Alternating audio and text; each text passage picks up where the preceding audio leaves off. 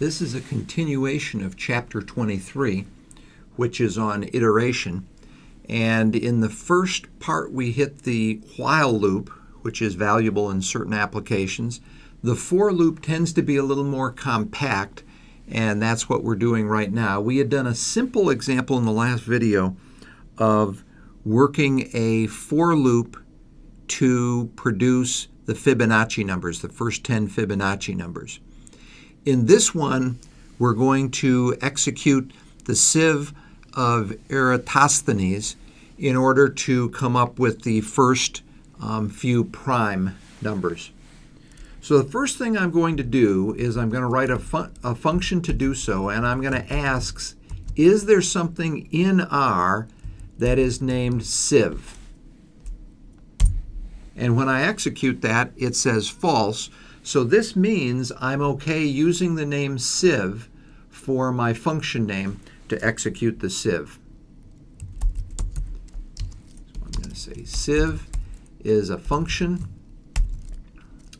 of n, where capital N is going to be an argument, and that's going to tell me how far out in the prime numbers I would like to go. So if I would like the primes from 1 to 100, for example, I would put an n of 100 in there. So that defines the sieve, and of course I need an opening curly brace, and now I'm inside of the function. You can see up in the upper left-hand window there that R will indent 2 spaces for me. First thing I'm going to do is create a vector that is named prime. And I'm going to set the first element of this prime vector to false.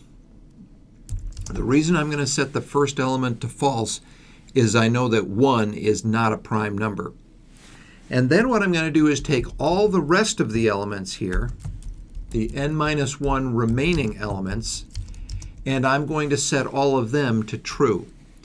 So now what I have is I have a vector called prime, first element is false, everybody else is true, and the job of the sieve here will be to change those trues appropriately to falses.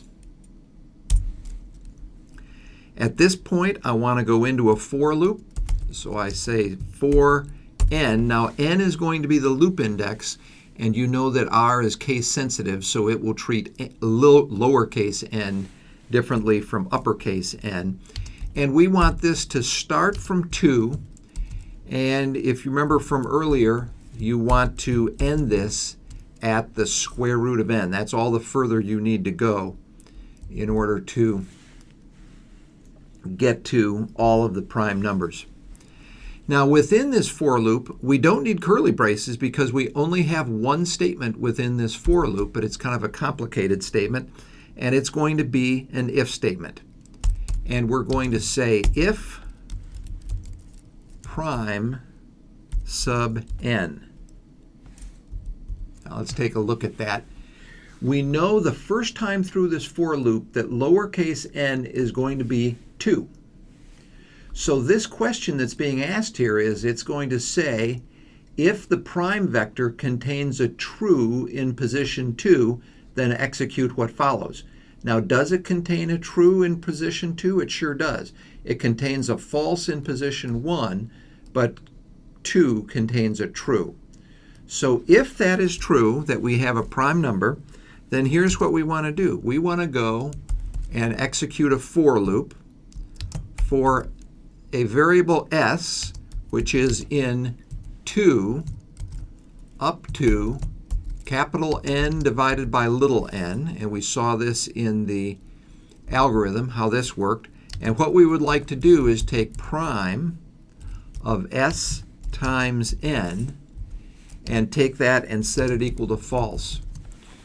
In the case of n equals 2, which is the first element in this loop, this condition is met on the if statement. So then we run s from 2 up to whatever n over n is. So for example, if capital N is equal to 100 and little n is equal to 2, then we would go from 2 up to 50. And going from 2 up to 50, we take the appropriate values in the prime array and set them equal to false. In this particular application, when n is equal to 2, what we would do is we would be setting 4, 6, 8, 10, 12, all the way up to 100. Those would all be set to false, and that's what you want because those are not prime numbers.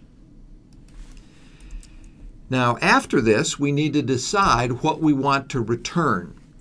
And what we can return in this particular case is we can return the indices of those in the vector prime that are trues, and that will give us our prime numbers. So here is Civ, and if I have keyed in correctly everything here, we should be able to run this, and you can see it runs without any errors. So that's a good sign. Now let's try typing in down below here, of course, not above, but down below. Let's try typing in Civ of 100. And there they are, the prime numbers from 1 to 100. And you can see that there are 25 of them. You can put in anything you want, and you'll see this executes fairly quickly. We could say Civ of 1,000, and there are the prime numbers between 1 and 1,000. So this is a more complicated application of a for loop.